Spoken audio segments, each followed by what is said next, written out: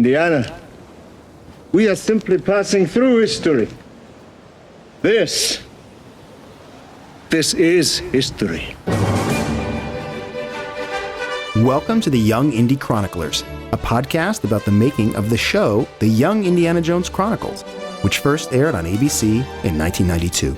Kept thinking about what was Indiana Jones like as a young man. I came up with this idea of him seeing the world through the eyes of a soldier and a secret agent. Over the course of our podcast, we're going to talk to a whole host of very talented people who either worked on this show or were there from the beginning. We were able to shoot it on location in the real places where these events took place. Oh, make it up as you go. Oh boy, that's great advice. We hired some of the best European directors, a whole host of very, very talented people. I'm your host, Peter Holmstrom. And I'm Daniel Noah, and this is the Young Indy Chroniclers. There's only one rule, Indiana. Stay alive. Welcome back to the Young Indy Chroniclers, the one and only podcast devoted specifically to the Young Indiana Jones television series and franchise. I'm your host, Peter Holmstrom, and joining me on this adventure of a lifetime is Mr. Daniel Noah. Yippee-ki-yay, Peter. On today's show, we are thrilled to have on as a guest someone who has been directly involved with almost every single major film and franchise you could possibly imagine. As a camera op and second unit director, he's worked on everything from 2001: A Space Odyssey, Murder on the Orient Express, Superman 1 and 2, Excalibur, Labyrinth, Batman 1989, Legend, the Harry Potter franchise, the X-Men franchise, the Rambo franchise. A personal favorite of mine is Zardoz. Oh, great. Here's hoping one day he writes an autobiography, because, my God, he is one of the busiest people in the film industry. But most pertinent to today's podcast, he was a second unit director on Empire Strikes Back and Dragon Slayer, and directed the Young Indiana Jones made-for-TV movie, Phantom Train of Doom. Peter MacDonald is our guest today. Thank you so much for being here. A great introduction. Thank you. I don't remember half the film, so that's great. You know, I'd love to ask first and foremost just a bit about yourself, a bit about your own personal history. Like, how did you even get interested in the film business? Pure luck. I left school with really little or no qualifications when I was 15 years old. I got a job in Fleet Street, which is where the newspapers head in London, and it was awful. I was working on an Australian newspaper, and they were really horrible people. And I saw an advert that there was a studio opening in Southall, which is just outside London, making commercials. And I had a meeting with them. I lied totally about my love of cameras and film. I mean, I love going to movies, but technically, I knew nothing. I mean nothing. But I must have lied well, because a week later, I was walking onto a stage at Southall Studios. They called it Southall International Studios. It was about as big as a garage, but they were very excited about it. And I think I realized when I left the kind of gloomy outside, I walked into the stage, and suddenly everything was alight, and people are buzzing all over the place.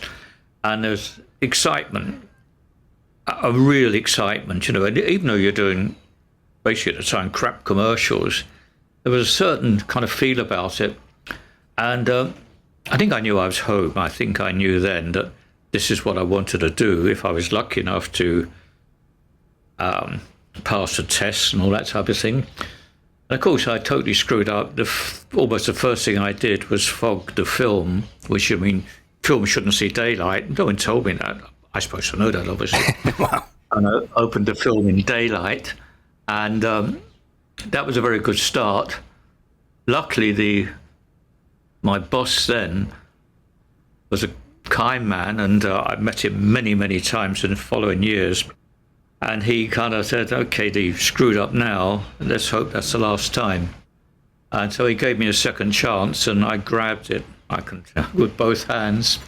And I say over the years, we used to meet now and again at different studios. So when I was slowly working my way up, and each time I thanked him for his patience and, I guess, belief. You know, I tried to follow that example when I was in charge, when I had younger people working under me and for me. And all I said to everyone, if you make a mistake, if you screw up, come straight away and say it. I've done this. What shall I do? If you try and hide it, it normally gets worse and worse and worse, you know. So I kind of, hopefully I repaid my the kindness of this gentleman. And then I spent 50 years getting paid for what I love doing, so it can't be bad. That's amazing. So in the 1970s, I suppose, I don't do dates very well. That's okay. You were on Superman. I mean, you were working in the UK, clearly, at this time. Also, we went to America. We shot in, on Superman, we shot in New York and a few other places, which was very exciting. And I think it's there on Superman that I realised what following it had. You know, I was up on the upside of a building with Christopher, who's Superman. He was all dressed up, ready to fly. And down below, the theatre crowds were coming out. So we had to wait for the theatre to come out. And I was looking down, and they'd just come out of an Ibsen play, you know, so it'd be very intellectual play. But they looked up and they did all the dialogue you hear in Superman comics. You know, they said, "Oh my God, it's Superman! I've come to save us." What the hell is that? Easy, miss. I've got you. You've got me. Who's got you? And these are bright people just in a very intellectual play. And I looked at Christopher. I said, "I think you're home and dry now. If this lot believe in you, then you're there." And I could see him kind of build up another 6 inches in height, you know. General, would you care to step outside? So that was an interesting experience for me, because I know we in England or in Europe, you know, there was a following at that time, but not a big one. In America, I realised it was like we had kind of folk heroes like Robin Hood and that type of thing, and France had Three Musketeers. This was a modern day hero that people really almost believed was true, you know. For this reason above all, their capacity for good, I have sent them you,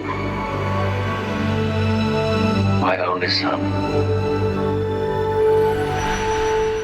I'd love to ask, though, too, because I think a lot of listeners out there are listening to the show. Maybe they're not as familiar with the film industry. I wonder if you could talk a little bit about, like, at this time on Superman, and then some of your work in the 80s and going forward, you worked as a second unit director. I wonder if you could just talk a bit about, like, what that job entailed for you at the time. Yeah.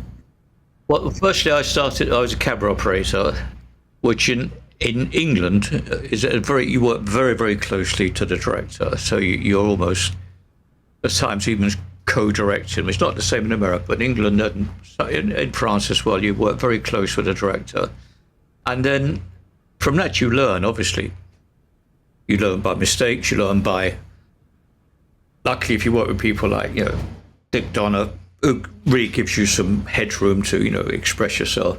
Now, this scene is such a beautiful scene between her and Jeff East. It was a terrific last shot, and I went, how did you do it? I do remember that. It was a beautiful crane shot across the fields with back panning, they called it, where you panned against the move. Only Peter MacDonald could have done it. One of the great operators of all time. And has become a really fine director. You learn to be brave enough to have opinions and have ideas. So that was, for me, I mean, one of the best experiences of my life, and probably the luckiest experience of my life, you know, because I could have gone on, you know, not rising up. I could have just gone leveled out and had a career, but not a career when I was lucky enough to work with some really wonderful, talented people. A few not so wonderful, but most were wonderful.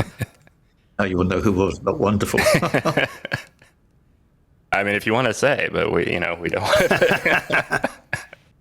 I don't think I ever worked with any of the women stars that weren't charming, professional, appreciative, you know, and a joy to work with, you know, Barbra Streisand, Liza, people like that were really great, you know. I love parties. Doesn't my body drive you wild with desire? What would you do if all you ever wanted in life was to study and it was forbidden? It isn't forbidden. But if it were? It isn't. What if there was some crazy law that said all men called Avigdor, or all men with brown eyes were forbidden to study? What would you do? I'd study anyway. A couple of the male ones who, I think what it was really, they probably knew how lucky they were, but couldn't really admit that they were getting a huge amount of money for not being very good, you know. Whereas I was brought up in England working with a lot of Shakespearean actors, you know, Laurence Olivier, John Gielgud, people like that really came from the stage and were, you know, superstars in their own right, and also had directed or written.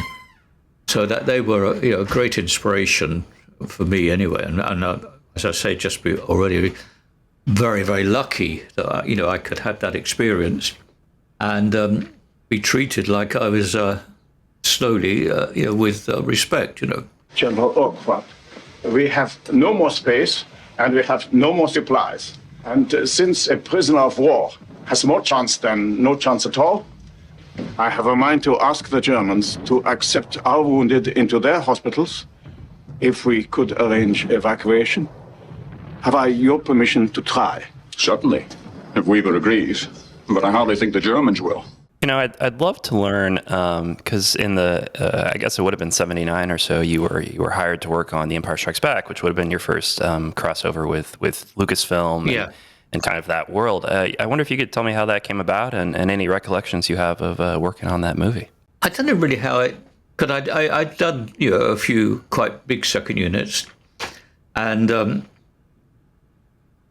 I think probably was no one really wanted to go to Norway and work in 40 degrees below and freeze to death. But they thought, well, send the English guy because he needs the money. So I went out there. We all went out together, you know, to choose locations, and the first unit shot for a little while, a very little while, and then left me there with my crew to finish shooting. Echo Station 3TA. We have spotted Imperial Walker. Imperial Walkers on North Ridge. And of course, as is the film industry, it was the worst winter in 100 years. I mean, it was 40 degrees below. That meant, you know, really, you work in half the speed. I mean, I was looking at the crew one day and they were kind of like this, you know, like a slow motion. And I said to my Norwegian production manager, what's happening? Are they every night out partying? And he said, no, they're freezing to death. I said, oh, okay, now I understand. Back to work. And of course, it was hypothermia. They were suffering from hypothermia. And I thought they'd just been lazy arseholes. So it shows what a nice person I am.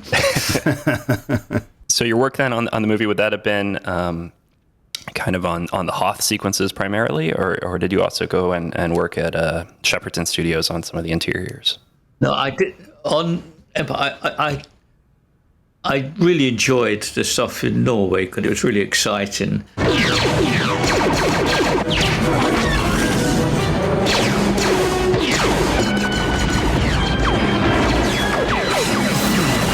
And then I knew if I went to the studio as a second unit, especially with some of the people on the first unit, I'd really be quite a small second unit.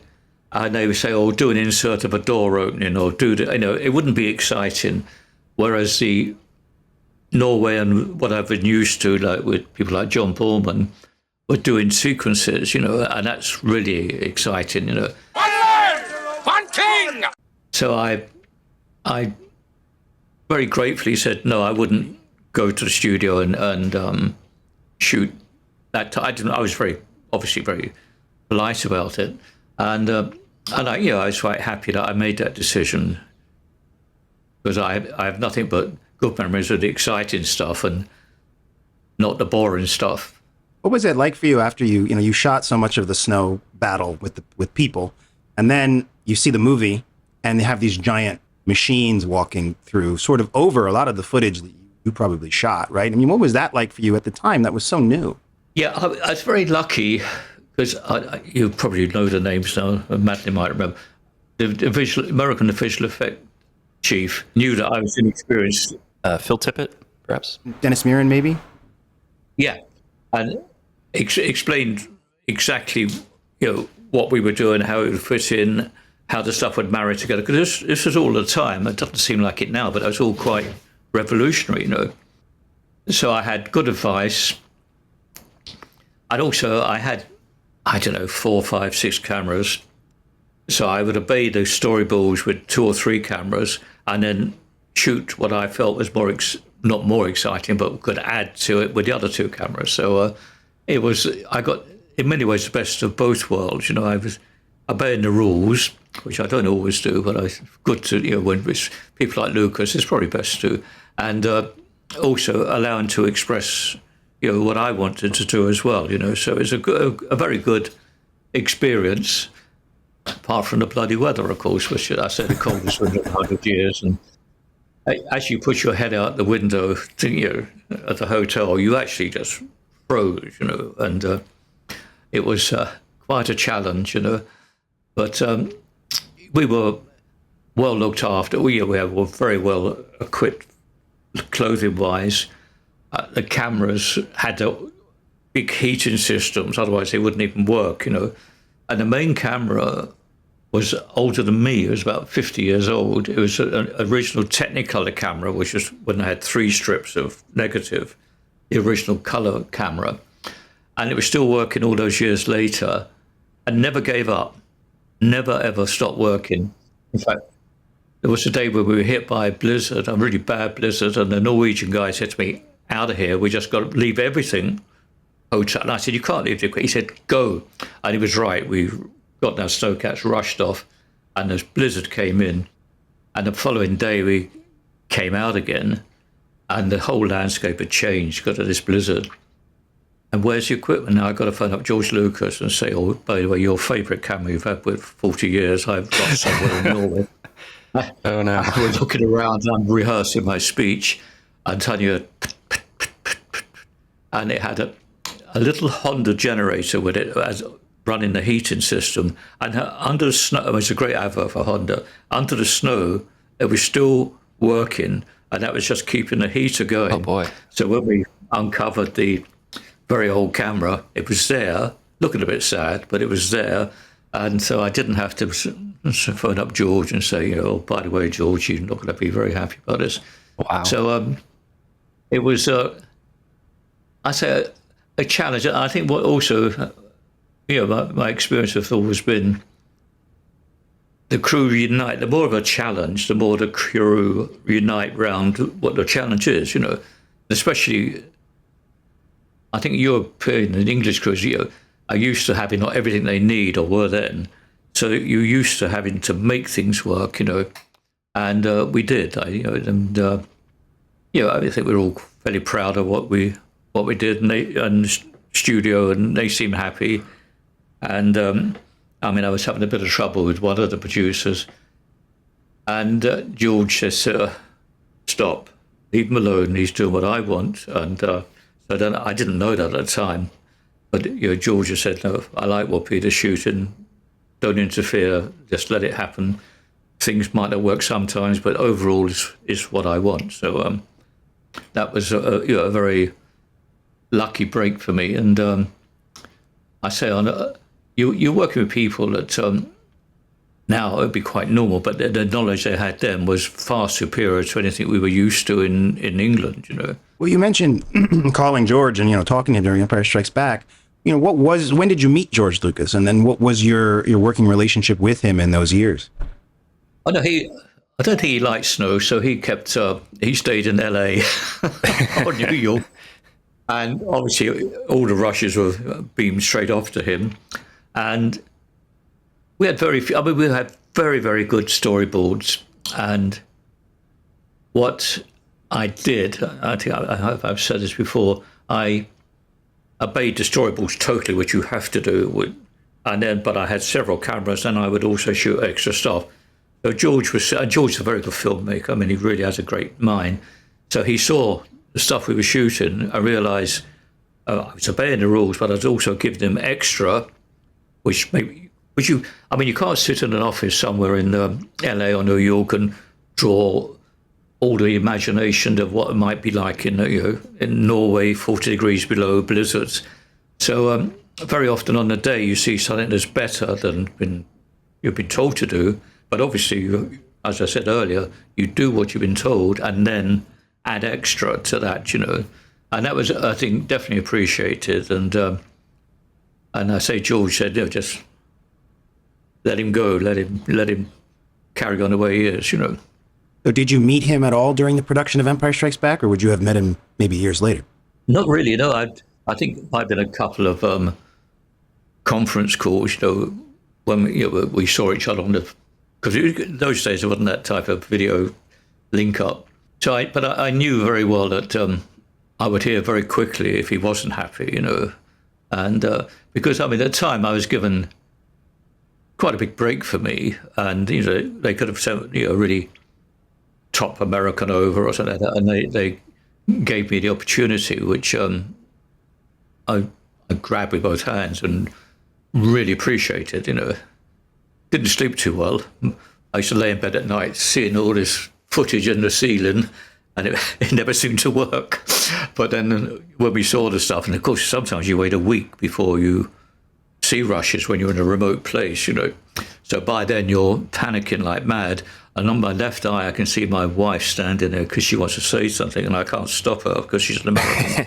We're about to be joined by Madelyn Most. Madelyn has worked as a writer, filmmaker, photographer, journalist, critic, cinematographer, and painter. She's a member of the Union of Cinema Journalists, the Syndicate of French Film Critics, the Foreign Press Association, and many other prestigious institutions. Her early film credits include Star Wars and The Empire Strikes Back. She also happens to be Peter's wife. I know you can cut this out, but there are important details that I know about because I was on Empire Strikes Back. And first of all, Peter is so modest. You can't really trust what he says because he was the top guy in the world. And, I'm a modest liar. And so when we started on Empire Strikes Back, there were 2 units, A and B cameras. So I was on that. Do you know and everybody, Peter came down to the studio once or twice, and everybody, Dave Tomlin said, now everybody be on your best behavior because Peter MacDonald is coming. I thought this was God going to come on the set.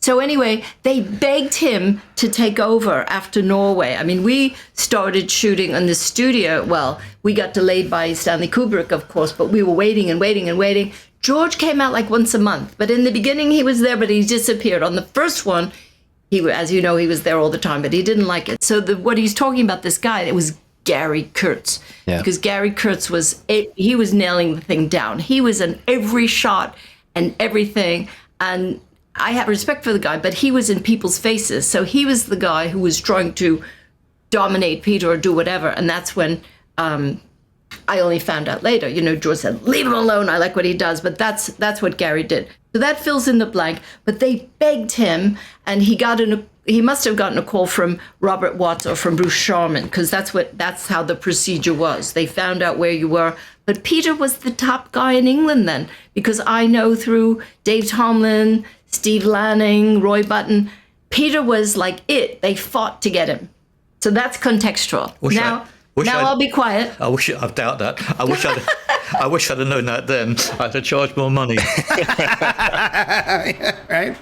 Well, that's really wonderful. Madelyn does tend to exaggerate just a little bit, but she's allowed. She's an American lady. Okay. Well,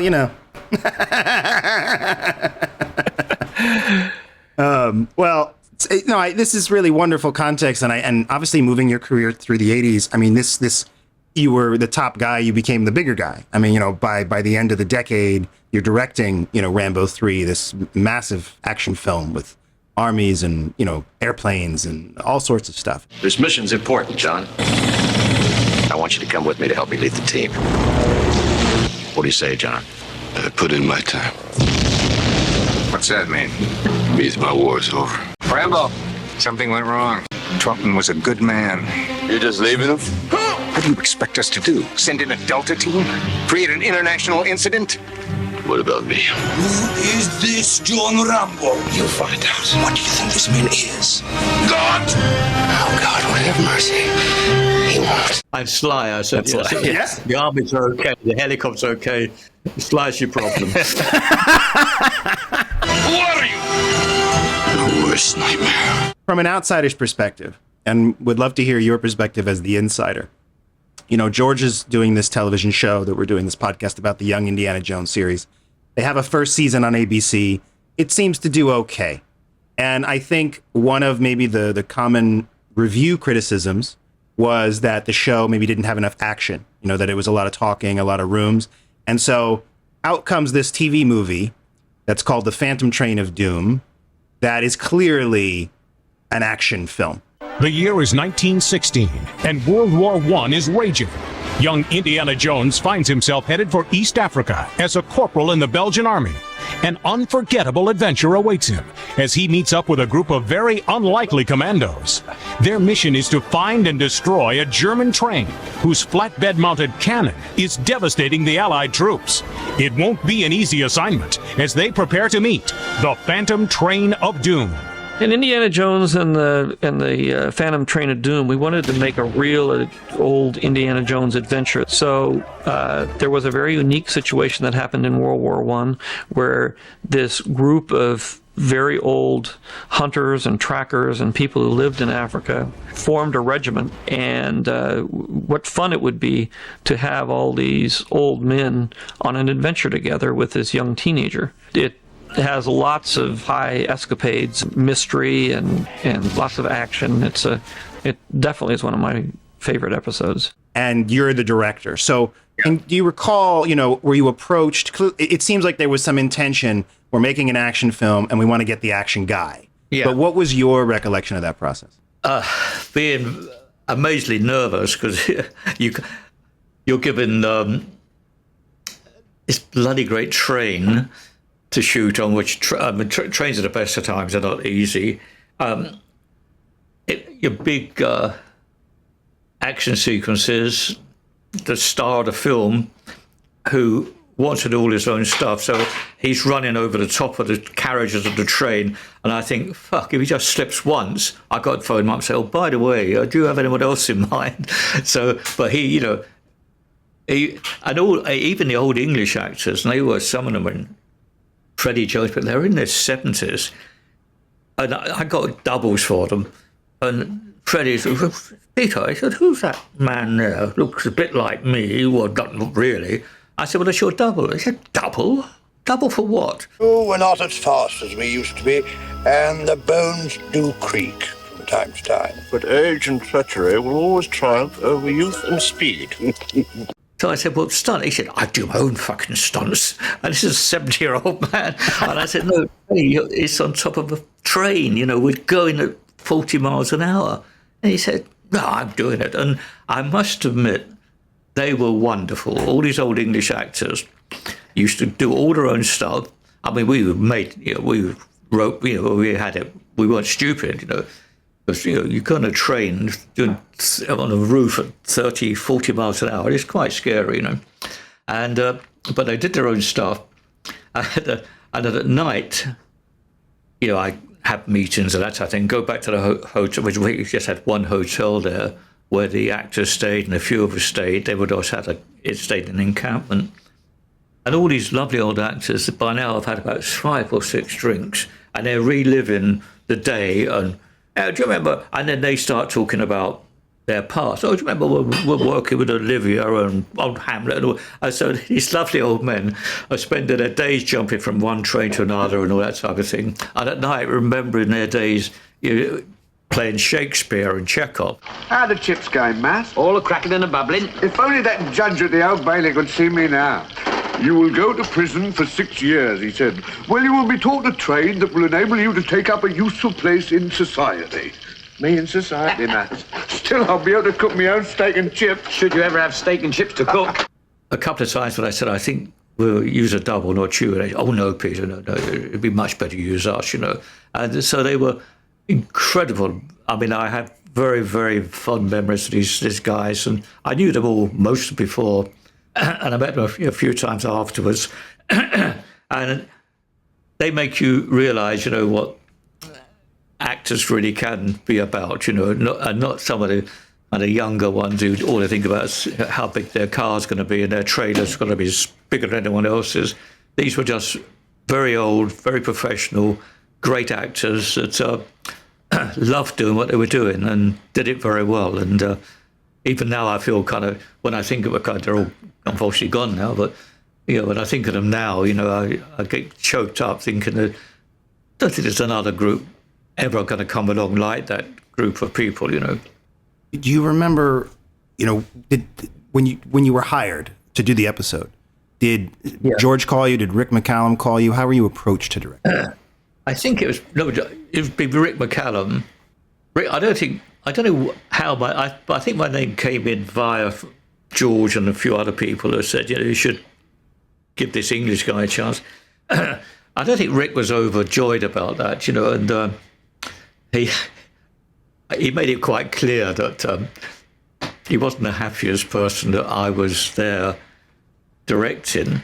And he kind of, I would say he tried to, not sabotage, not the right word, but he was looking for me to make mistakes, and I was determined not to. And also, unfortunately, I didn't have my normal crew. I had the same crew for 15, 20 years in England, but I inherited the crew that had been on in the previous episodes. I must say they were all okay, but they always, if we have a meeting and I'm the director, I'm going to do the shooting, their eye line would always be to Rick, not to me. And I realised then that, who behind the scenes, who was the boss. So I realised Rick was a somewhat frustrated director in many respects. So what I did, I used to take stuff out of the script that had to be shot like 50 miles away from where I was. And I say, Rick, I said, could you, I know you're busy, but could you direct this sequence? And you have to train and oh yeah, that's great, where is it? I said, well, I gave him the name of where it was, not telling him it was 50 miles away. So I sent him off there. So I meant I had a day or two when I could just concentrate on what I had to do without always feeling I had two heads, And I think he probably sussed out after a time. But I think also when they started seeing, George started seeing the material, that's when he said, leave him alone. This is what I want. If it's more than what I expected. So that bit was great for me. I mean, and luckily I didn't get too big-headed about it. I felt very proud, that I was doing something that impressed someone like George. But you realise you have to be consistent. It's no good having one good day or a good afternoon. You have to, day after day, week after week, turn out good quality stuff. Which we did. And I think I said earlier, whatever you needed, there was no skimping. If you needed a helicopter or a big crane, it was there. As long as you properly used it and needed it, you were never stopped having what you want, which is very unusual, because most times you have to fight for, or very often you have to fight for almost everything you need and prove you need it. Whereas we were trusted and got what we needed without that fight, which is so much better, because it's better to use the energy for shooting rather than bloody arguing, so and that's my theory. Good theory. And I'm retired now. Is that how you shot the hot air balloon using a crane and stuff like that? There's a sequence with that was quite an experience. Never see me out this balloon! Balloon. So we had a kind of free floating balloon, but also all the stuff with the actors. They were hanging in a basket with a big crane hanging. We were swinging all over the place. We're doing it! There must have been 80 of them! Well, at least 6! And because they sometimes they get into the part. These are oldish guys, about the same age as I am now. And, they wouldn't even dream about being doubled, they're hanging on things and climbing up things. And I used to sometimes just close my eyes and think, oh my God, are they still there? And they're still hanging on ropes. There was a...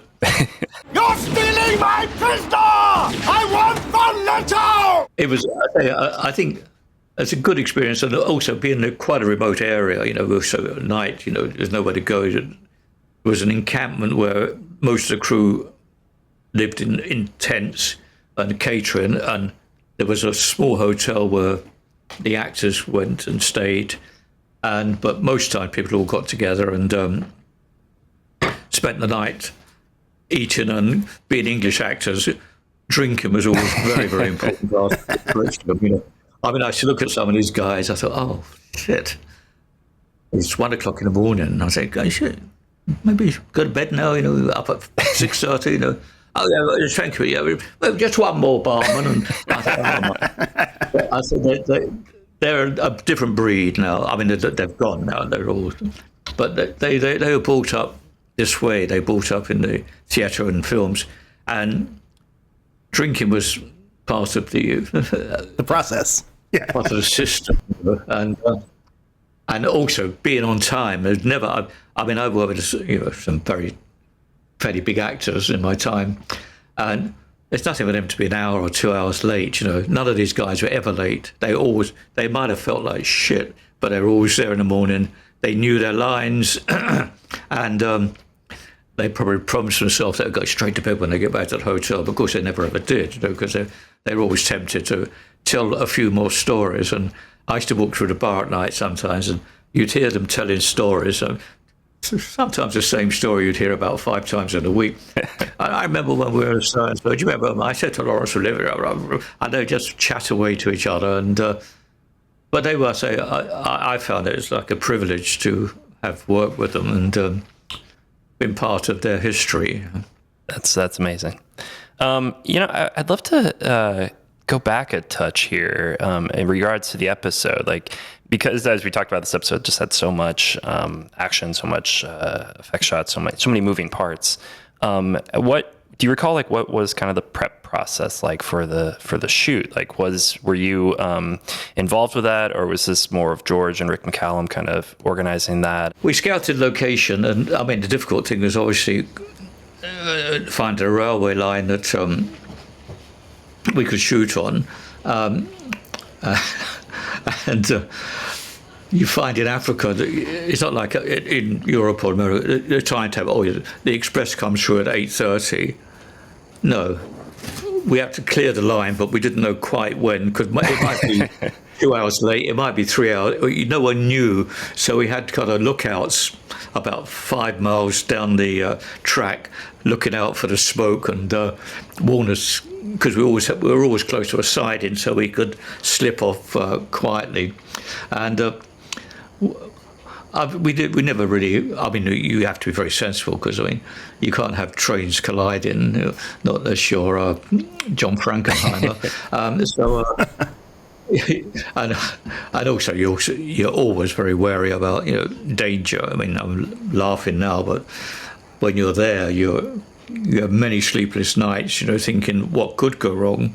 And and you have to be very strict as well with people, because what happens, you do a kind of stunty thing and it works, and you one more take, and then people start taking chances, and you have to be very, whoa, stop, we do exactly the same as you did before. You don't stretch it because last time it worked, because that's when, I've seen a few bad accidents, and it's always because people hadn't listened or got too excited and didn't realize. Your body's a body, and some of the things we were doing, you had to be very careful, have all the safety procedures possible, and especially with some of the younger stunt people and that type, they felt, I guess, you get away with it once, maybe we'll get away with it twice, and you had to be very, very strong, not very popular, because they love being kind of gung-ho at night and saying, I did this, I did that, And I said, but at least you're still alive, doing it the way I want it, as opposed to maybe having a broken arm if you hadn't listened, So it was a challenge, but an interesting and good challenge. Yeah, we had Ben Bird on the show a little while ago, and he talked about how there was kind of a stuntman school or training ground in was it Nairobi, I think it was, Daniel? But he told the story of how, I believe on this shoot, one of the stuntmen just said, I can take a dive right off the train. He'll get shot on top of the train and then just fall off. Yeah. And Ben was like, that's not a good idea. That's a terrible idea. It's how people die. And he said, no, I can do it. And then he did it. He was okay, apparently. But it's very, it must be very stressful as a director, especially just to.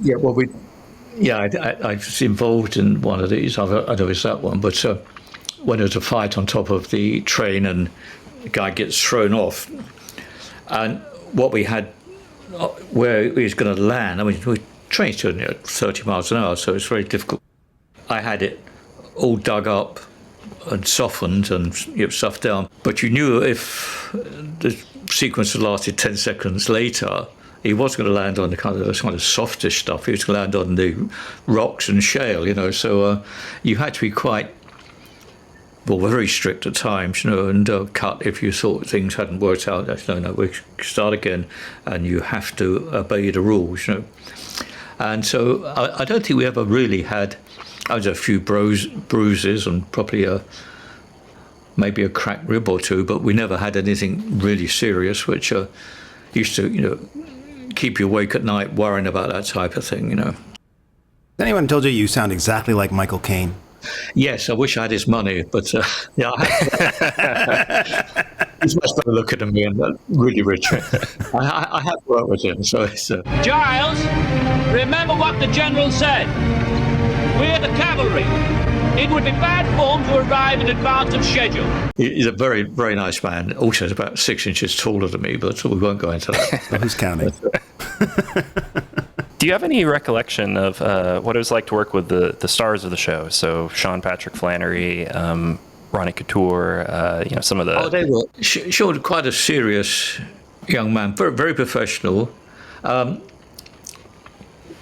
You had to kind of loosen him up a little bit, Romney was fantastic. He was he's very much like he portrays in the kind of big, overweight thing. He waddles around, and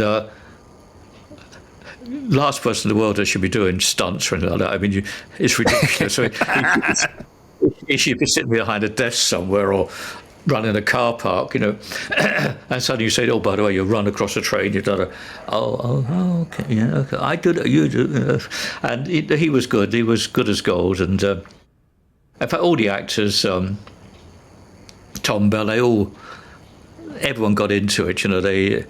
But you had to, because you get away with it once, you have to be very careful that if you go again, it's equally as dangerous, so you have to really be very strong with people and make them understand they must obey the rules. There's no good trying to cut a corner, because that's when accidents happen.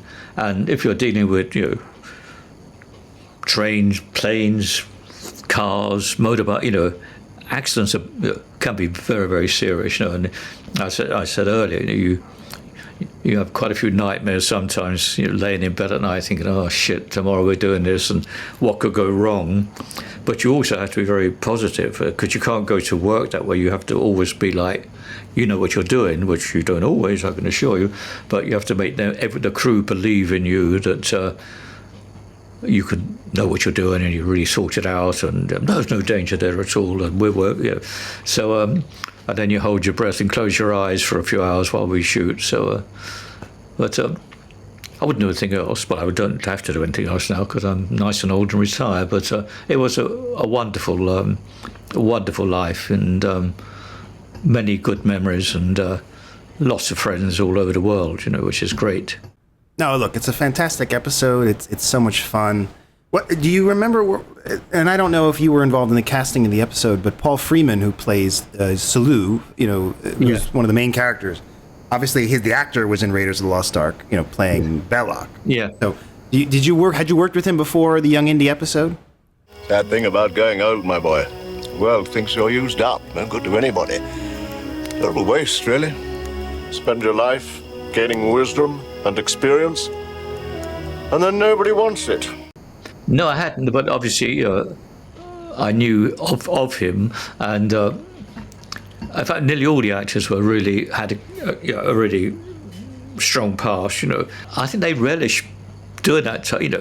You can be on stage doing Chekhov or Shakespeare, but suddenly you're out there doing a boy's own adventure, which they probably never thought they'd ever do, and they got into it, and I must say I think I might have said earlier, when I used to get back to the hotel, quite late at night after working out the following day's work, and you walk through the bar, and all these actors said, "Oh, yes," and they're all bragging about what they did that day and looking forward to the following day. No one was saying, "Oh shit, that was I think I like doing that." Yeah, they all loved it, so you had to be very careful and hold them back a bit.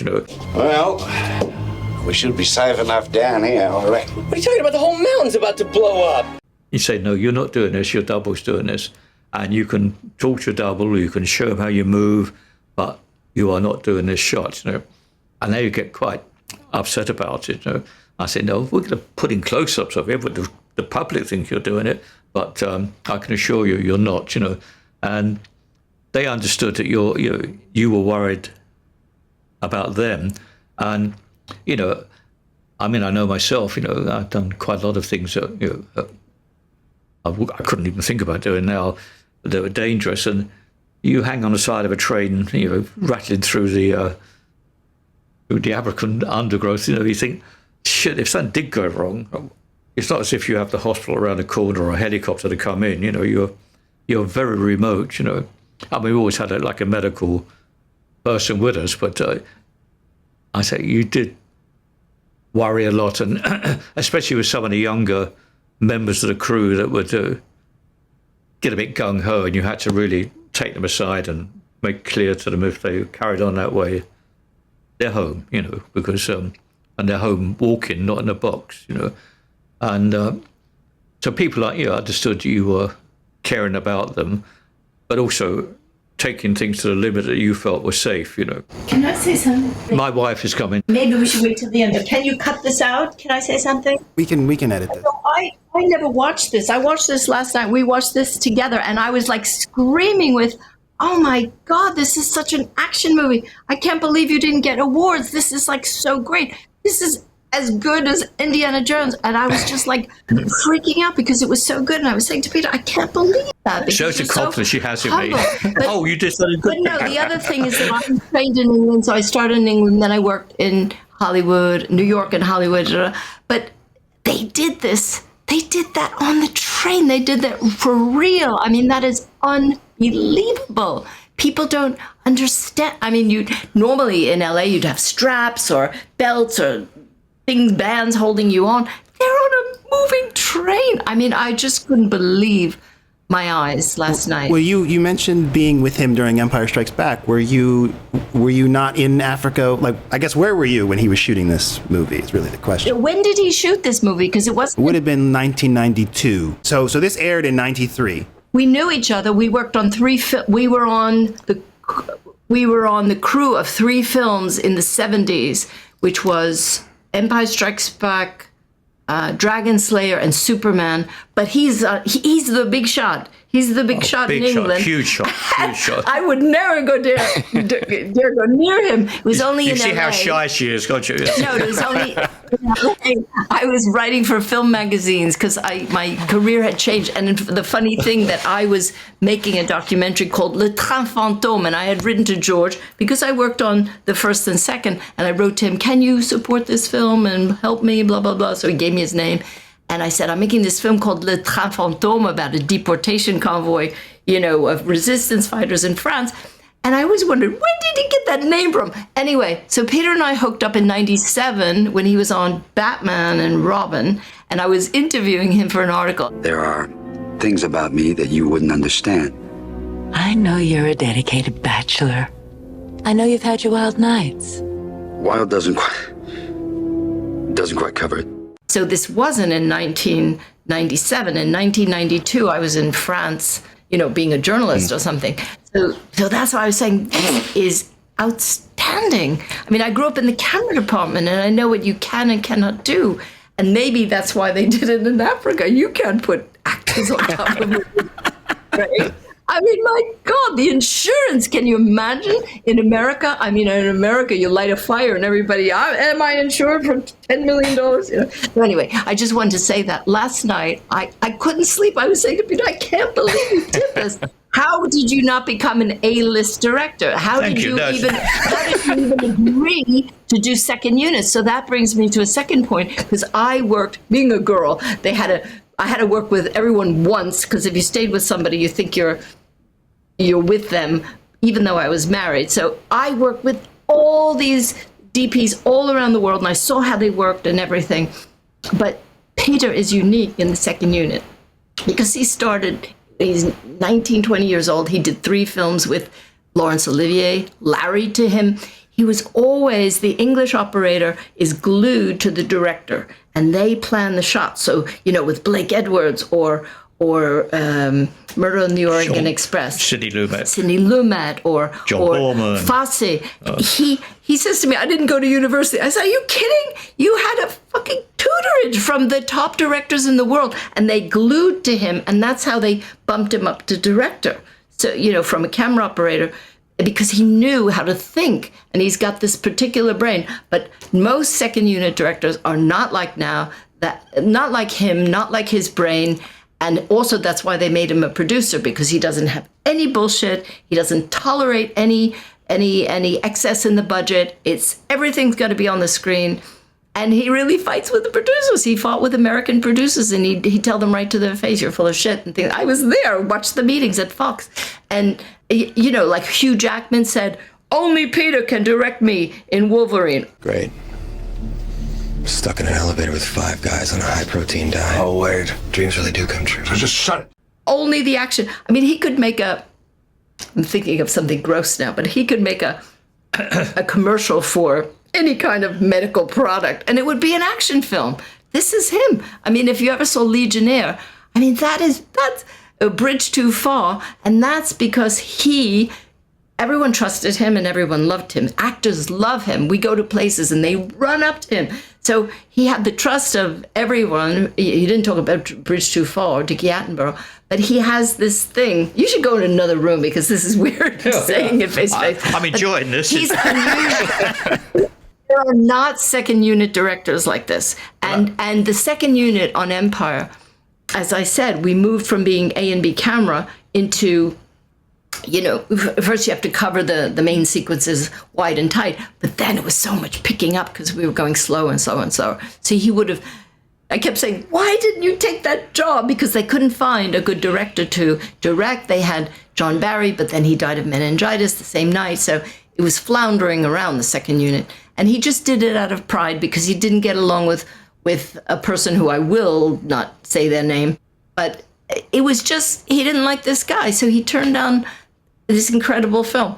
But he did the whole Norwegian sequence. They went up, because we were doing tests on the stage. And I remember the Kirsch and Peter Suschitzky, and they went for like a couple of days. And then because of the weather, they came right back. So they did all the publicity shots. So he's entirely responsible for that.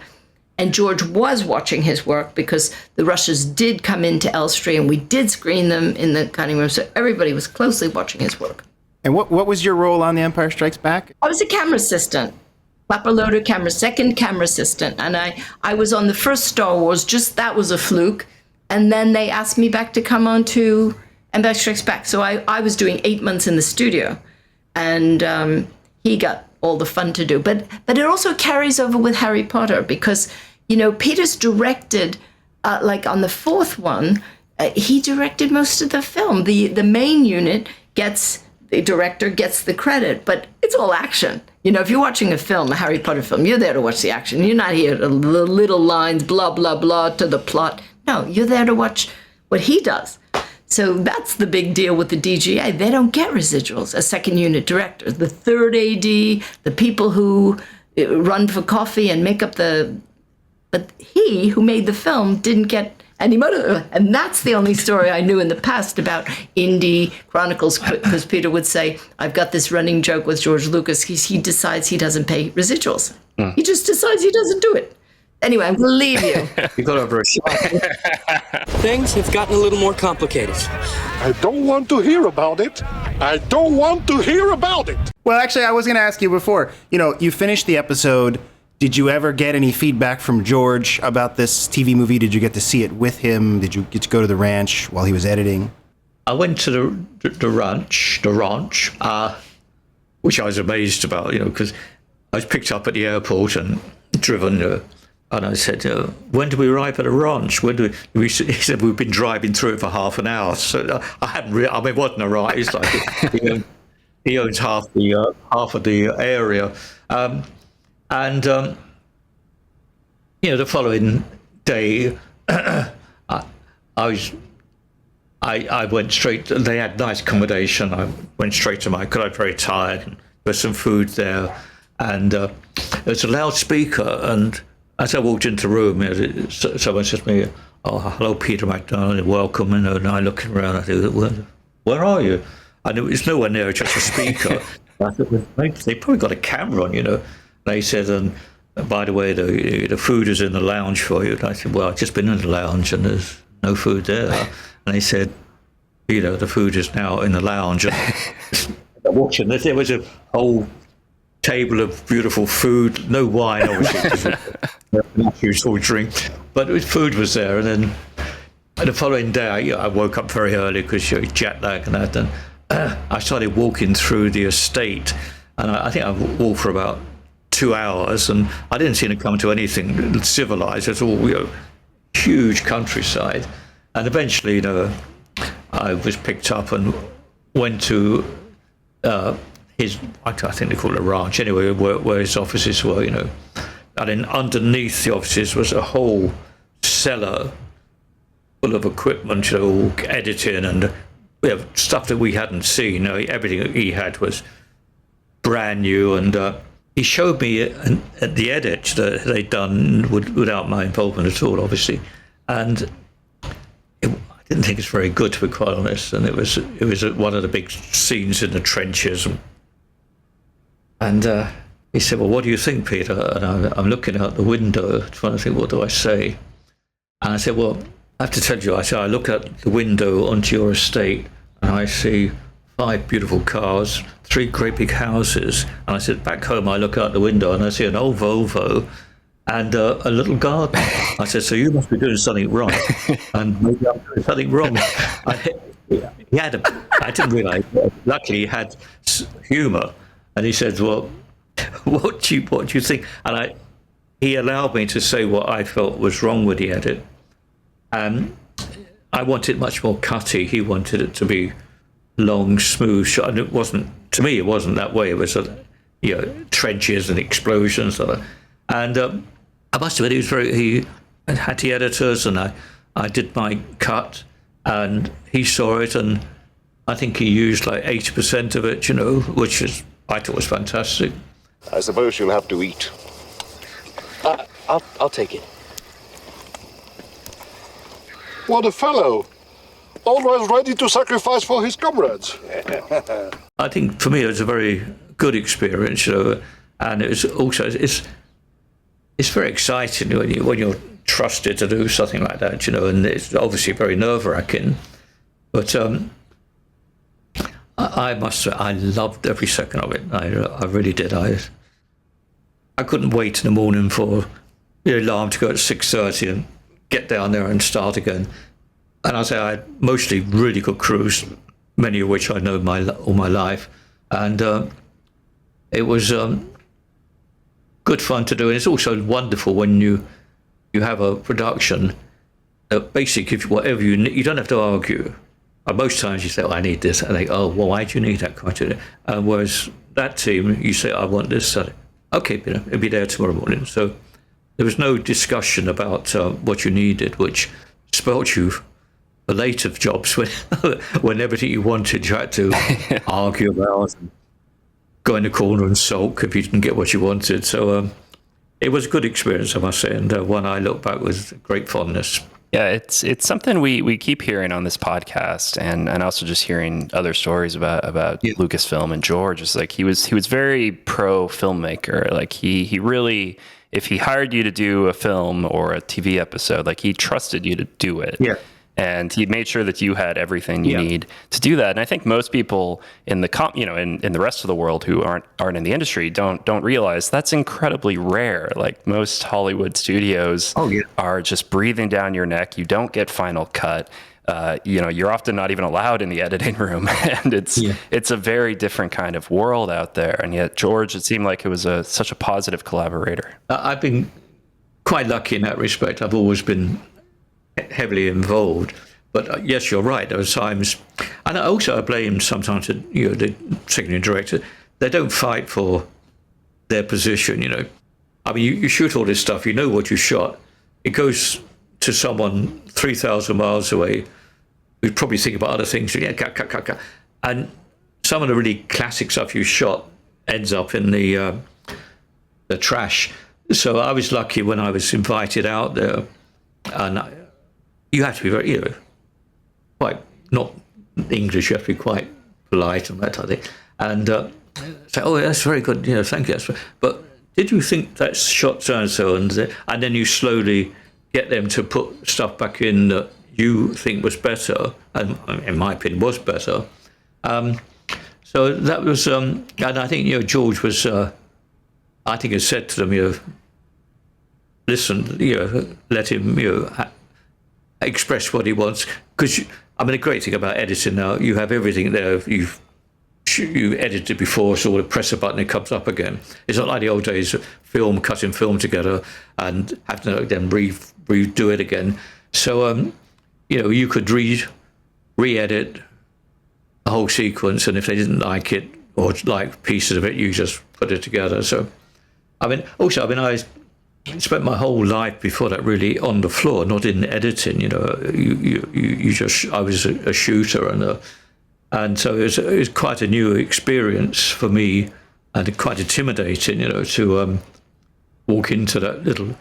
Because the great thing about filming is all big stages and outside, and suddenly you're in a tiny little cutting room, with all the noise going on, that type of thing, and I find it hard to concentrate sometimes. And but I was very lucky that with editors that were understanding.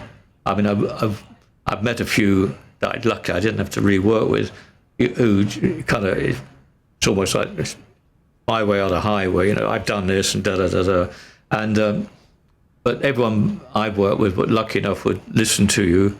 And I must say, it might not seem like it now, but I have a very good memory for everything I shot, every shot I did. And I say to them, well, what about that shot, so sometimes the camera didn't cut when it's supposed to. So there was a bit of extra stuff at the end of a scene that had something a bit magical in it, And they say, I didn't see that bit. And you go back and find it. So then they realised that you'd remembered almost every foot of film you shot, and then you start getting the respect from them, which is always nice, to be trusted.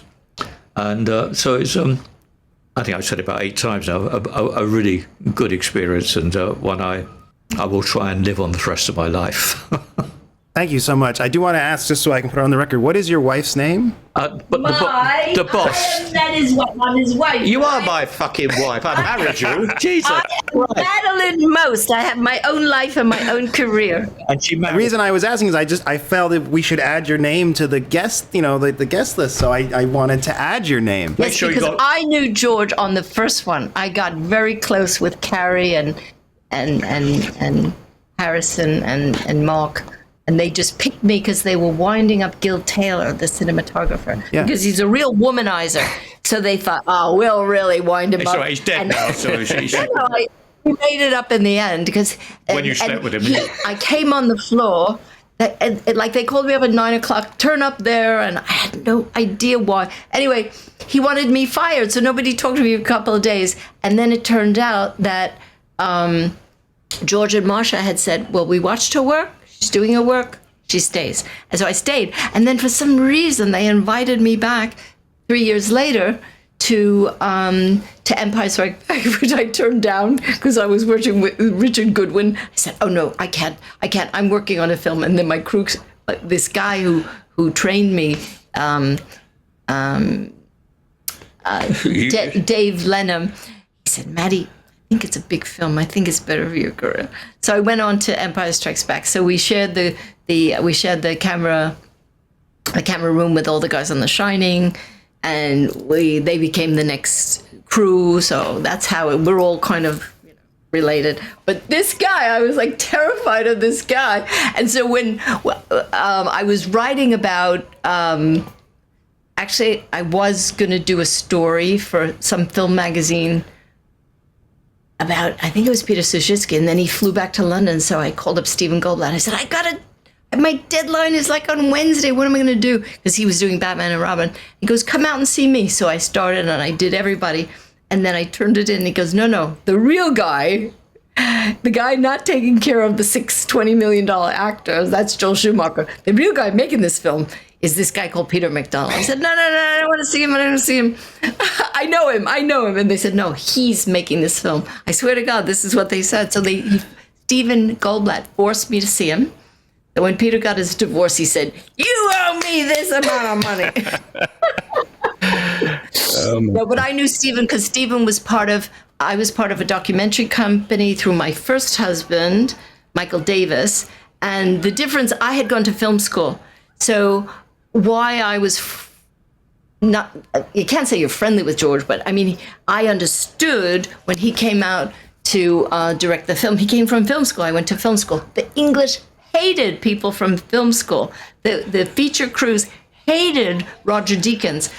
But when you come out of film school, you shoot documentaries. But when you're shooting documentaries in England, you have to also go in the cutting room. Like if you talk to Chris Menges, you have to make shots that connect to the next shot. So that's a whole other education to feature guys.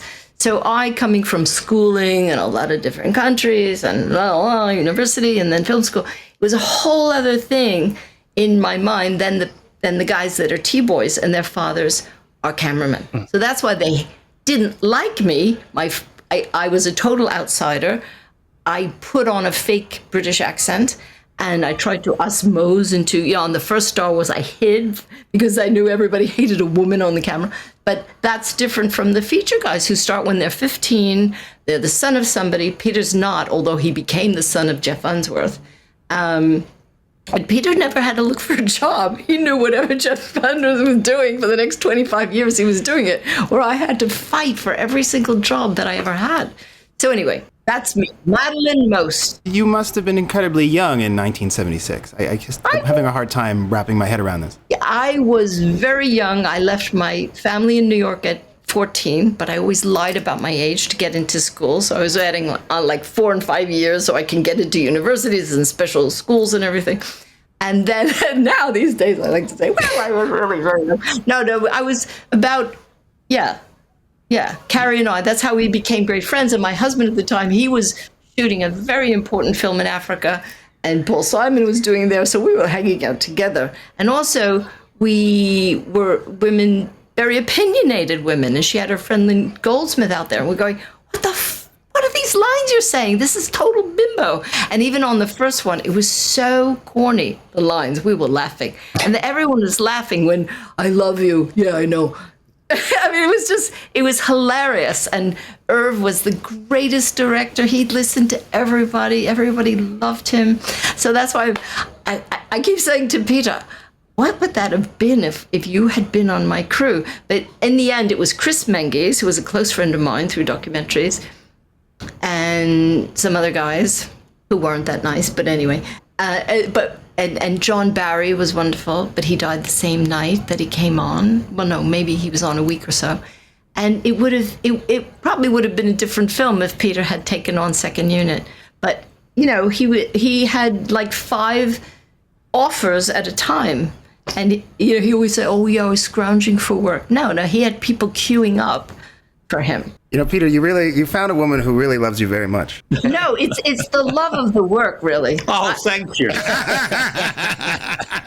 No, really, because in working, I hated stopping a film. I'd go home. I had a beautiful house in Chiswick. I had a nice husband. We had film directors living in our house. But I was so bored. I wanted to be back. I liked the team, being part of a team. And it's just wonderful when you're on a great film. When you're on a great film, there's nothing like, and also seeing your work on the screen. People who don't see their work on a screen, I can never understand why would they work 20 hours a day? We were inseparable. It was very difficult. It was very difficult to get it legitimized so the world would leave us alone. But I didn't know his big history. There was an IMDb then. I just knew this guy. He's just a very charming and enigmatic man. He did an interview. I thought Peter was an asshole because he had all these movie star girlfriends that were chasing him around the planet. And I thought, well, I'm not like that. I don't want to be with this guy. He was a very cute guy. You hear the was. He was still a cute guy. But he was very handsome. And he had all the power because there's only one person looking through the camera that knows what's going on. So you can be the director, but the only person who knew if it worked was him. So he had all this power. And he was very, very powerful. But so the women actresses, every film, they fell in love with him. And he keeps saying, I was so shy. Oh, I was so shy. Anyway, so I thought when Steven said you have to interview him, I said, nah, I don't need to know him. I know his reputation. Women chase him all around the world. He was so humble. I wish this was all true, by the way. Yes. He was so humble. We had dinner at the Moustache in Westwood Cafe Village. in Westwood. And I interviewed him like a journalist. He said, go to dinner. I said, journalists don't go to dinner. You can't do those. You have to pay attention. Anyway, he said, it's the only time I'm free. And I had visited him when they were blowing up the dinosaur. Yeah. What killed the dinosaurs? The Ice Age! With all the things, and I saw how he worked. He never sat in his chair. He never took a break. And I thought, I got to leave this guy alone. But we did have dinner. And then he asked me what I was doing. And I said, well, I'm doing this documentary, Train Fantôme. My mother was ill and dying, so I was there. I said, I can't wait to get back to France. I'm really out of here as soon as it's all okay. And then we just kind of matched our lives, just folded our lives together. Really? And we melted it together. But I would never be with somebody who didn't work. I think the best, if you're going to keep a marriage, you've got to work together and you've got to be in the person's head. And that was when in our first discussions, we respected and loved like three people. Howard Koch, there were like three people, another producer and another producer. Sidney Lumet? No, I didn't know Sidney. But there were three people. And I go, I love that guy, do anything for it. And he said, oh, me too. And that's when I knew I could trust this guy. He wasn't a fake or a phony. And also then we worked on this film called Legionnaire in Morocco. And I stood by his side. I was being his like executive assistant. So when he works, he does nothing except work. He doesn't answer phone calls or emails or bank or anything. And so it's like, and that's what I respected. That's what I really loved. And that's the only thing I find exciting. And that's why we do a lot of traveling now. We talk to, we just went to Spain in May, and we live in France, and he's president of the cinema there, and he's always giving master classes on his birthday. He gave a 3-hour master class. And then last week we were at Comic-Con, and you talk to people, and I thought it was a silly thing. You sign autographs, but they ask you questions, and they are so passionate about films. And so that's why when he does this, I mean, he's got such stories inside of him. They're hysterical. We have recorded about 35 things of his films during COVID. We started that, so eventually someday he'll make a book. But if you have dinner with him, the more the wine flows. I mean, the stories come out. To this day, there are new stories. I never heard that story. I make them up, of course. He's got to keep you interested. Yeah. So that's why. And so our work is now, even though people still ask him to direct films, and a lot of our friends said, can you be the standby director? Or can you be behind me, shadowing me? We love work. I love work. I'd love to be on a movie like today. I'd love to be, except Peter won't do it because it's now, instead of 12 hours a day and then you get home in 2 hours, it's now 16, 18 hours a day. Yeah. You know, the Americans over here, they grind people. My stepson is a big DP. He works 6 or 7 days a week, and at least he has a driver, but he works, 14, 16 hours a day. Yeah. And that's not right. So that's changed the industry. You get people who accept that versus when I was in it, especially when he was in it was really smart people. You want the best people. That's incredible. It's wonderful. Madelyn, I also think it's for the audience who doesn't know either, like George famously didn't ask most of the crew from the first Star Wars back for Empire because he had such a hard time with them. Yeah. So he asked you back, which means you really must have made quite a good impression there, and that's really lovely. I remember borrowing a script because everybody was being so disparaging on the film. They were kicking this film is never going to see the light of day. Tony Way, who was the first AD, he was terrible. And I saw him at a funeral. We went to somebody's funeral about 10 years ago, and I went up to him and I said, I didn't know that much then. That was my first big feature, but I know a lot now. But at least I knew that you never treat a director that way. You were so disrespectful. You were sabotaging him. I write articles, so I think I can say whatever I want. And I did. I said, you were sabotaging him. And And he said, "Oh yeah, I really made a mistake. I shouldn't have done that."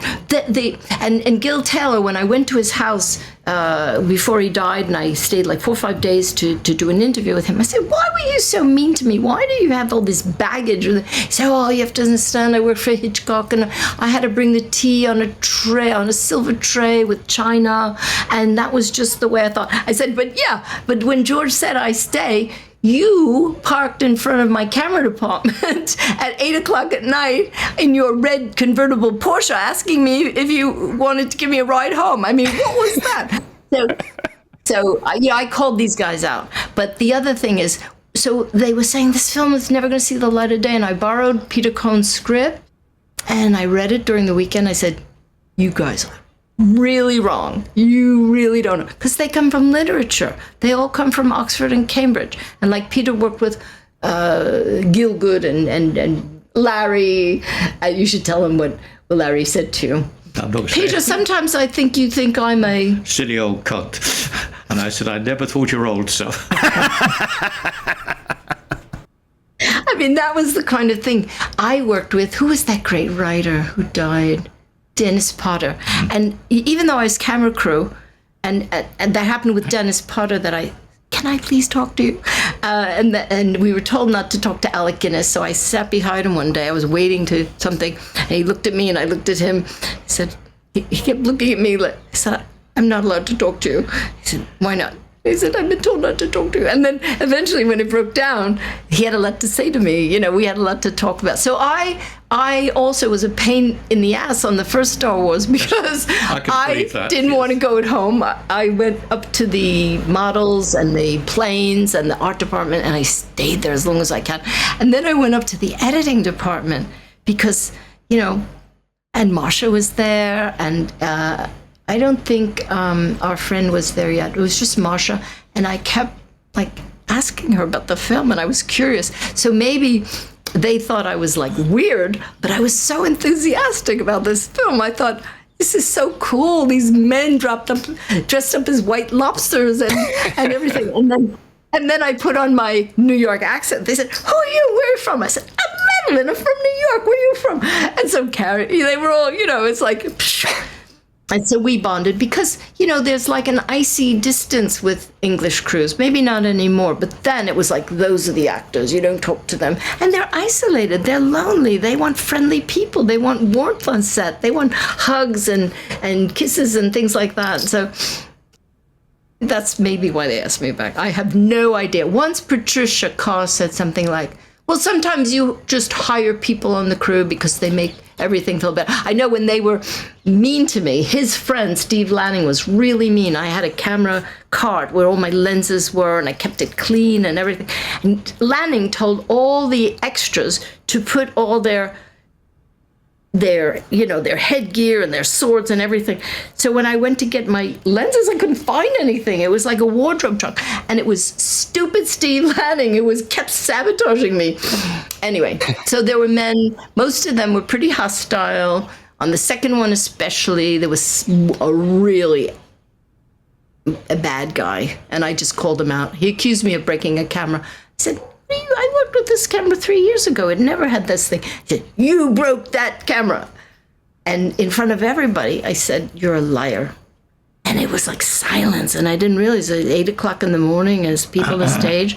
And I thought, I'm now fired. And I walked off the set, and Dave Tomlin came up to me, and he goes, "Right on, Maddie." Because this guy was a serial liar. Peter worked with him 50 years before. Everybody in the industry, he'd put radio mics on when he's focus pulling, and it would be on the soundtrack, and he'd deny it. He was a total asshole. He shouldn't have been on the film. He caused such stress for everybody, but they accepted it, and I wasn't going to accept it. So I would have been prepared to walk. Nobody's going to say that I broke a camera because I had that in me. You just, you own up. David Watkin always said, "You can fuck up, but just tell me, because it's okay to fuck up." There was a guy who was on Cleopatra. He couldn't own up to that he flashed the film, so he buried them on the back lot.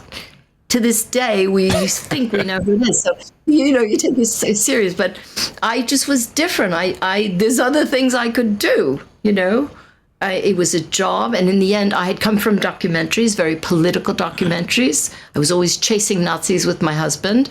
Marcel Ophuls was living at our house, so I'd leave at 7 a.m. They'd be in the garden discussing war crimes. We'd come home at 9:30 at night, and they'd still be discussing war crimes. And so I had another life. My head was in another place. During the day, I was in space. And at night, I was, discussing what was more important to me, which was, fascism and social justice and documentaries. So there. I had a split personality. And she still does. Well, thank you very much. I said to Peter last night, if I had seen this Indy Chronicles, you never would have had that career. When people ask you to do second unit, the second units he did are to people the 1/10 of his talent. Well, I hope when you say you're working on a book, like now that you've seen it, please, any retrospective on his work, absolutely this episode should be featured. And the work is fantastic, and it's... I can't believe he didn't get awards, like an Emmy or something. Wasn't it nominated? So the series had a few nominations. I don't remember one for that episode. About it, I would have to look. No, but it absolutely deserved one.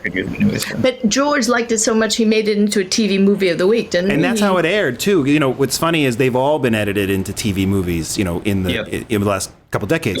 But yours was always a TV movie. Like it was aired that way on ABC in 1993. Very unusual. And George did promise me because we got paid very little, and when it was made into a movie of the week, he said, obviously we will make sure you're reimbursed for a little bit. And I'm still waiting. I mean, that was like 25 years ago. Check to come through. He did used to send a parcel every Christmas, a little with a bag of crisps and some Stop wine. it. Stop it. Perhaps you think you're being treated unfairly? No. Thank you guys so much. This has been a fantastic conversation, and it's wonderful to meet both of you. And I'm just honestly just so inspired by you, and I wish more people's lives could be like this. This is fantastic. Yeah, that's very kind of you. Well, thank you for asking to do this, because I never would have watched Indy Chronicles. I never would have watched that film. I said, we have to do our homework. So we stayed in last night. I said, we're going to do this. We went through your questions. And I said, now, what was that? I looked at this film and I went, I don't believe this. I just don't believe it. Been working for 2 days now. You sure this is a good direction? I'm not talking to you. Well, make sure did the file I sent you, were you able to download that and save it? No, I sent it to the cinema where Peter's the president, because they're doing a series of in-depth interviews on his big films. So he's a distributor, and he's gotten the rights to Cabaret, although there's something funny going on with Disney. And then he's got A Bridge Too Far, then he's got Yentl. So, in France, Peter has a whole following too. I mean, they film him, they come to the house here. I mean, we do this a lot. Also, it keeps the brain cells going. But every now and then I have to correct him, because he loves certain stories, And I repeat them. No, and also the guy that has just done a book about A Bridge Too Far. Now they're making a film about A Bridge Too Far, so they've got to do another interview with you. And now he's doing Zulu Dawn. Oh, wow. So all the time Peter's reliving these memories, and his close friend is Barbara in LA, and I said Streisand, right? Yeah, because he actually I can say this, he will never direct it, but he was the camera operator. But David Watkins sleeps, he's the photographer. And so Peter was by her side planning the shots and everything. So she's producing, she's directing, she's singing, she wrote the script, she's doing 8-10 jobs. And there's only one person who stood by her side to get her through it. So she's forever grateful to him, and she shows her appreciation. So she called up on one night, and I said, we didn't contact you because he's got to do this big thing about Superman. We're going to the Superman at Disney. Once he finishes that, then we could do it, because he'll go to the Disney event and he'll start singing "Papa Can Hear Me," and that's wrong. Whenever we're driving, he's singing "Papa Can You Hear Me." That's not totally true. It's true. Or maybe this time. Peter's favorite film, the best of his career, he says, was Cabaret. That's wonderful. Fantastic. But that's because of he was so young, and he and Liza really bonded. Okay, anything else? That's all I said. Well, incredible career, incredible life, and it's just been such an honor to talk to you guys. And please continue and do your wonderful work, and we look forward to seeing what you guys do next. It's funny. I meant to tell you, he was called in at 2016 because Peter did the first 4 Harry Potters. So his AD, his whole crew were working on the Star Wars. And they called him in, and the crew's going, yeah, Peter, that'd be so great if you could do second unit. And the guy who was directing, I didn't look up his name, he wouldn't have Peter because he said, I looked you up. I don't want you overshadowing me. But it's just, if it's Gareth Edwards, that's really ironic because of what happened on that movie. He said, I couldn't have that competition. And the crew was so upset. We live in Shepperton, this was like 5 minutes away. And also I would have visited. I always wanted to go and visit Carrie and Harrison and Mark. But when you're not on a film, it's like you're so famous and I'm not, but if Peter was on it, then I could, hi guys, remember when we were kids? But I didn't do that, and I regret it because Carrie and I stayed friends afterwards, wherever I'd bump into her in Beverly Hills or in Hawaii or in New York. I came home from a job once and my husband was filming. He goes, we're going to Carrie's tonight because he was DP on some film she was in. So, those are the bonds. Or even in Spain, the stunt guy who had the accident, we invited him to give a talk because you stay locked in. When you've lived in life-death experiences, you stay very close to actors, especially Peter, because everyone trusts him and loves him. And he was so safety oriented. He couldn't give a shit what the producer said. Faster, we'll if the wire broke, we'll just weld it back. And he said no. And they said, we can't take out 2-3 hours to rewire. And Peter said, I'm not working until you rewire. So that's why everyone loves him, because a lot of people today, apart from producers, because he won't follow their money, time costs money. It's safety first. So David Holmes came and he spoke about that. He said, I was always safe with Peter. And when he left, the producers would walk on. This is a stuntman who they threw against the wall. He'd say, we really pissed them off. All our stunt guys, we'd go, bring back the Mac. Bring back the Mac. And it's true. Bring back the Mac. If he started his career with Laurence Olivier, he's not going to listen to some punk who came from TV who suddenly put a hat on like he's a producer. And he doesn't have, like Peter's now 85. He has 70 years of experience. Who in the world has 70 years of experience? Well, you just gave us our episode title, Bring Back the Mac. That would be the title of this episode. And Dick Donner, too. I mean, Dick loved Peter like a son. I mean, all of those shots, I'm only learning now because he does a lot of podcasts with Jim Bowers.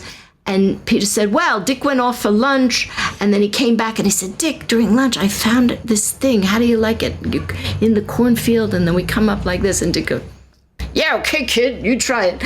And then Dick would sit in rushes. And he'd go, Peter wanted this. And it's like some of the most beautiful shots. In Superman and Superman 2. He'd say, I had to shoot it because Peter sulks if he doesn't get his way. Which is true. And it's only through the podcast that people established that they had done more of Superman 2 than Superman 1. They photoed them, and then they were cruel, terrible to Dick Donner, and they fired him. And they only got Richard Lester because they owed him $1 million. From Musketeers. Yeah. So they pulled him on, and now they try to make, Superman 2 was made by Richard Lester. No, it wasn't. The first 2 films were made by Dick Donner. And you can tell. When you look at Superman 3, you can tell. Yeah. He said, I love Dick Lester. He's a really sweet guy. But if he directed Superman, he never would have gotten out of the phone booth. Everything is like you stand there, it's on a tight lens, and you follow him. and that is funny. You're not interviewing him about. Have you seen A Bridge Too Far? Yeah, Sure. Yeah. So you know the scene with James Caan? Yeah. He's strapped there, and there's one take where he was behind him and he hit a bump because he was a crazy driver, and Peter held the camera and he was thrown back. And he landed on the ground with the camera. I mean, there's many times that Peter should be dead. In Wolverine, I came one morning and he rigged a thing like in Harry Potter, like a ski, the wire cam, and it's this big head in the camera, and it dropped like, I wasn't there, I was collecting the Russian, 4 feet away from Peter, so everybody was like, so this guy nearly died. When he talked about what you can and cannot do, on Rambo, he'd go in a helicopter and they'd set off an explosion. You never know what the special effects are going to do. And it blew the helicopter away. So Peter took risks. Not anymore. The only risk I take is waking up every morning next to this one. No, but you're waking up, so there's no risk. That's the trick. At the moment, yes. Well, thank you again so much. Yeah, this has been fantastic. Thank you so much for doing this. This was wonderful. Thank you very much indeed.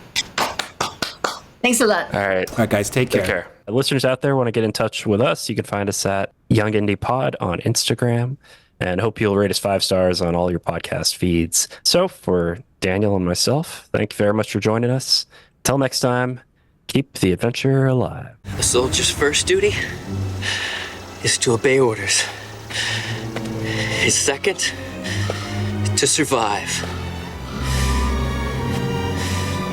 Since we were never given any orders, I guess we'll just have to survive. Next time on the Young Indy Chroniclers. We're thrilled to have a screenwriter who is no stranger to big IP. David Goodman is our guest today. The lesson of show business or any creative field is it's kind of up to you. George Lucas wants to do Young Indy. Oh my God, let's go. And then what he gave them wasn't what they wanted at all. I remember when the show premiered, I was taping every episode. You know, Schweitzer gets removed from Africa and Indy's yelling and screaming, and he doesn't have any effect on anything. What's missing are just sort of what I would say are obvious rules of writing for television.